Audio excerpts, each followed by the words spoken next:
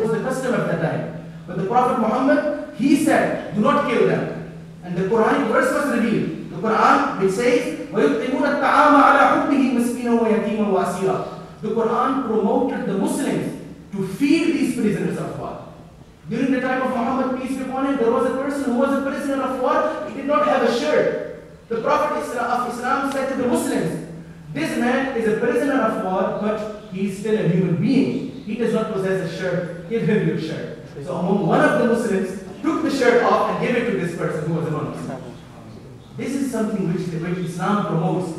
Not human rights all the time. Human rights not only in specific times, but human rights all the time. Whether there is chaos, there is war, even people who are under the war, people who are part of other communities, of other nations, for example, even they are given the right to war.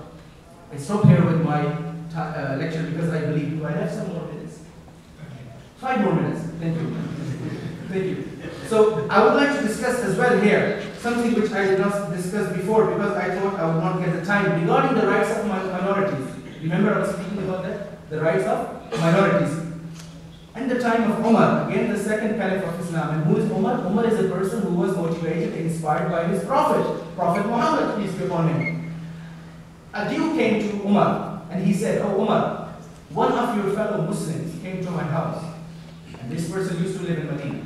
And he said, he came to my house. In my house I had alcohol, I had beer. And I don't know how much the Spanish people love their beer, but I can tell you, Irish people, they love their beer. They love their drink. They love their alcohol.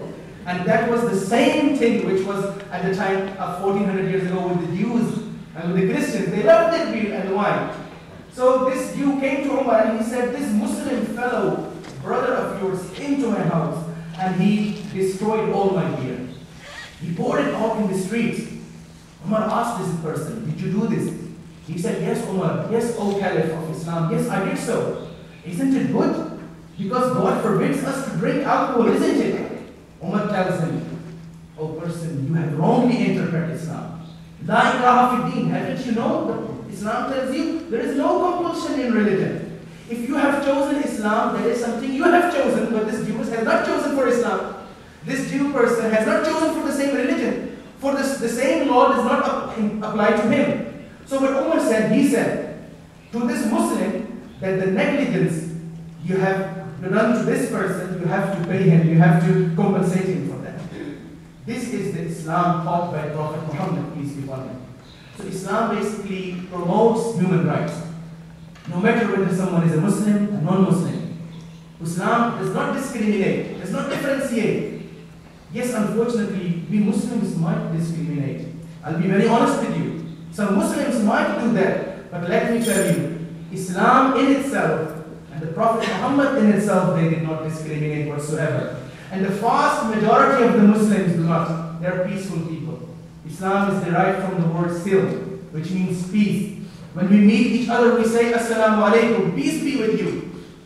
The Prophet, peace be upon him, once said to the companions, his followers, he said, you cannot become a believer until you love. They said, oh Prophet, but aren't we believers? Aren't we believers? The Prophet said, you cannot be believers until you love. They said, but aren't we believers when we are believing in one God, when we are believing in the angels, we are believing in the prophets, we are believing in the day of judgment? Aren't we believers yet? We thought we are believers. The Prophet said, no, you are not believers yet.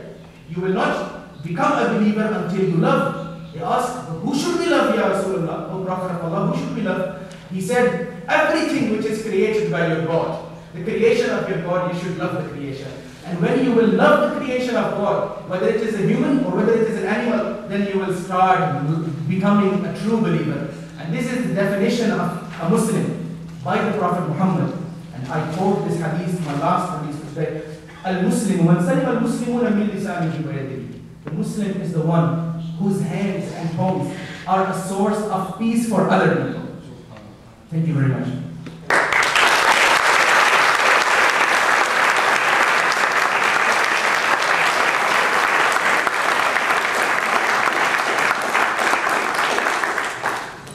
Bueno, agradezco muchísimo al doctor Qadri la precisión milimétrica con la que se ha ajustado el tiempo del que habíamos hablado. Eso es particularmente importante cuando hay tres ponencias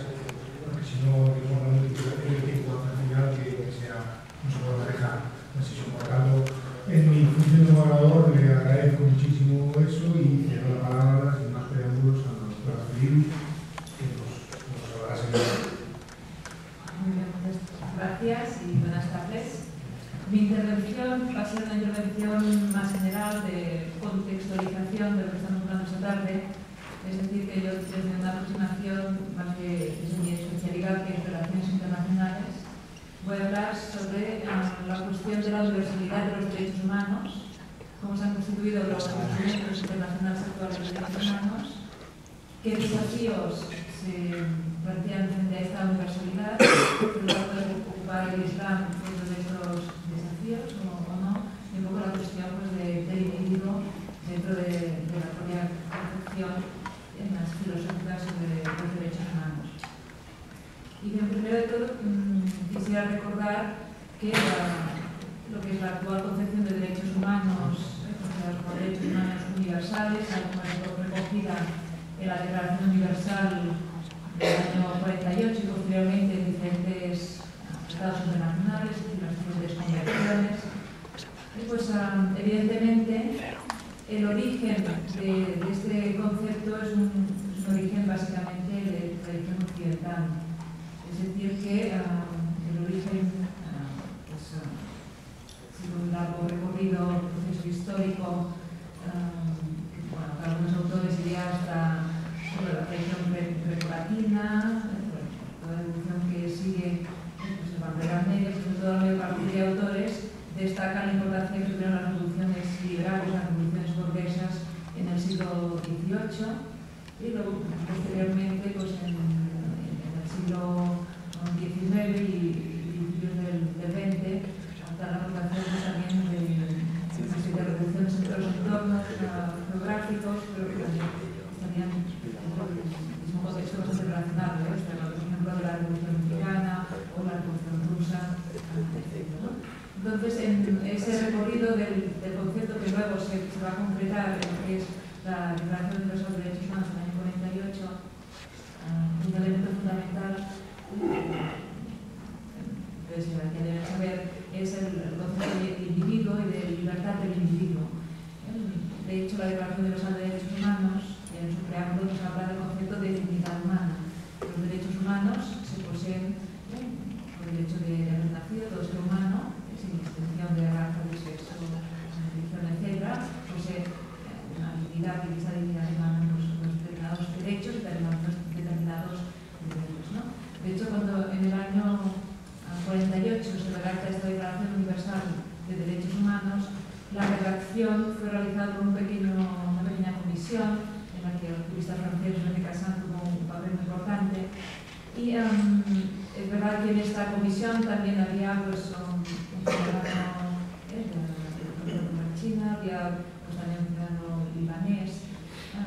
Pero bueno, se explica que cuando empezó el trabajo de esta comisión estaban reunidos en el apartamento del presidente Roosevelt, de Eleanor Roosevelt, y pues la discusión empezó sobre cuestiones de fundamentación de los derechos humanos, fundamentación principios que se basan pues, son derechos otorgados por Dios, la naturaleza de la persona, y entonces se ve que estuvieron horas y horas pues, hablando sobre estos temas, ¿no? Y Roosevelt dijo, seguramente a lo mejor tenemos que empezar por otro sitio para ponernos de acuerdo sobre estos derechos humanos, ¿no? Y de hecho la Declaración Universal de Derechos Humanos no hace referencia a la religión, no tanto porque emanase de personas, o sea, fue redactado personas que no fueran religiosas, como René Cassin, cristiano pues, convencido, ¿no? Sino un poco para esa aspiración de la Declaración Universal de Derechos Humanos, pues, un poco lo que mostrara sobre esa familia